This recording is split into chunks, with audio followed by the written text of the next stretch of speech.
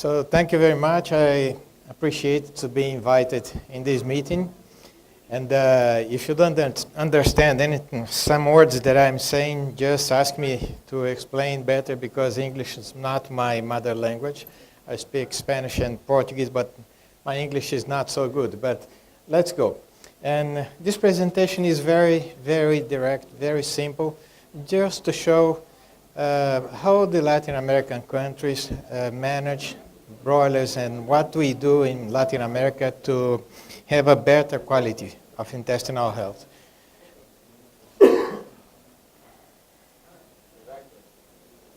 Not working.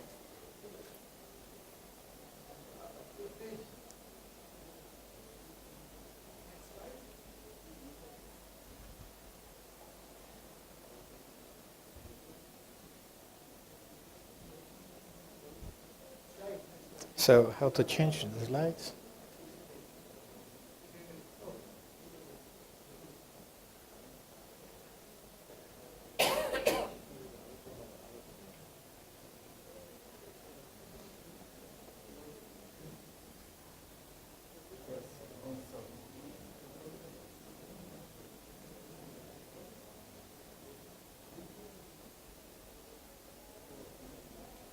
Okay, it's working.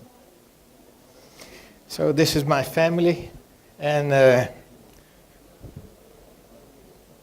this guy is me 7 years ago. My hair was black that time. Now it's, it's not so black. But anyway, this is a picture in Brazil during our vacations in the city of Rio de Janeiro. So my wife, my older daughter, and my younger daughter, and again, myself with the black hair. And I work in several countries, and Latin America is about 22 countries. My business or my office is there in Brazil, which is the main business in fiber in this region. And Turkey is not very important there in Latin America, in Brazil, but broiler birds are very important. The consumption is very high, as you will see. Brazil and Argentina and Chile are the three countries that export broiler meat to Europe, to Arabia, to many parts of the world. And per capita consumption is from 35 to 48 kilo per each citizen in these three countries, and the other countries from 20 to 35. So when we compare to the consumption here in India, we see that you have a large market ahead because the consumption here, although many people is vegetarian, people sometimes fast, but the consumption here is below 5 kilo, before 4 kilo. And in Latin America, antibiotic growth promotants and anticoccidials are used. They are widely used. There is a discussion about safety of antibiotic growth promotants, but Latin America follows the World Health Organization, their Codex Alimentarius. So the product that's proven to be safe by the Codex Alimentarius can be used there in Latin America. If it's not approved by the Codex, or any other agency, like the European agency or the American agency. But if it's approved, it can be used. And one thing that's very important there, most of the output of meat comes from large integrations. These integrations, sometimes they have millions and millions of broilers per week, not per month. And some of those integrations, like these JBS and BRF, they have about 2,000 farms producing broilers at the same time. So one thing that's a difference is that the production is not different from here, but anyway, the production is in high concentration from 12 to 15 birds per square meter, and Ross and Cobb are the most popular genetics there, which is the same here. And specific demands for the importers, like organic or birds that eat only vegetable food, and some others with religion concerns or animal welfare. So the companies there have different systems of production to attend the local market, which is basically the same thing, but also they have to attend this other concern of religion, welfare and everything. And one thing that you will see in the map is that the environment and climate condition vary a lot. It's tropical, arid, and you will see in the map here. In main companies are migrating to areas where they produce corn and soybean.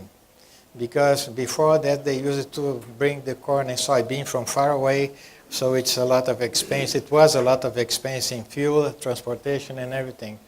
So just to show you how Latin America starts here, which is Mexico. These other countries are Central America and Caribbean, and this is South America. And you see what's the kind of climates that we have there, and when you look India, it's the same thing. There's no difference. You will find high temperature, low temperature, desert, everything is the same. So why I say that? Because I understand that if some countries there in Latin America succeeds to produce enough broilers so that people can eat 30 or 40 kilo every year, India can do that easily. And also, in my understanding, I don't know so much about India, but what I see is the quality of your soil is excellent. It's much better than many countries there in Latin America. So probably the price of production of corn and soybean should be even lower. So just to show, as I said, this is Central America and Caribbean, and I'm here in Brazil. All of those countries are producing lots of poultry meat. So if you compare the total production in millions of tons here in 2015, will be almost 40 million tons in India. So you have a lot to grow. Actually, poultry is what's said today of the most economical kind of meat for people who like to or who need to eat animal protein. Poultry is the one that's the lowest cost. So I'm not a nutritionist, I'm a pathologist. I work with pathology also in environment husbandry.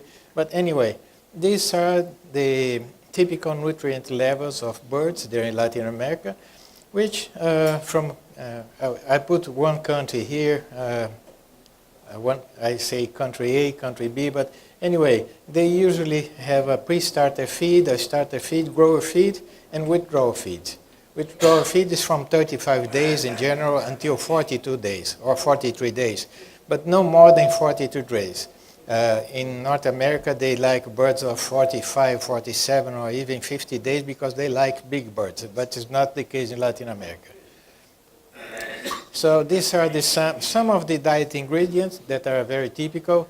Of course, corn is the most used there, and the main sources for the countries that do not produce enough, most of them do not produce enough, but the main sources are Argentina, US, soybean meal, Argentina, US, full-fat soybean meal, Argentina, Brazil, Paraguay, and fish meal, only 3 countries, and oil and animal fat, also or local or from Argentina and Brazil. And this is how much they use in the starter, pre-starter, grower, and finisher feed.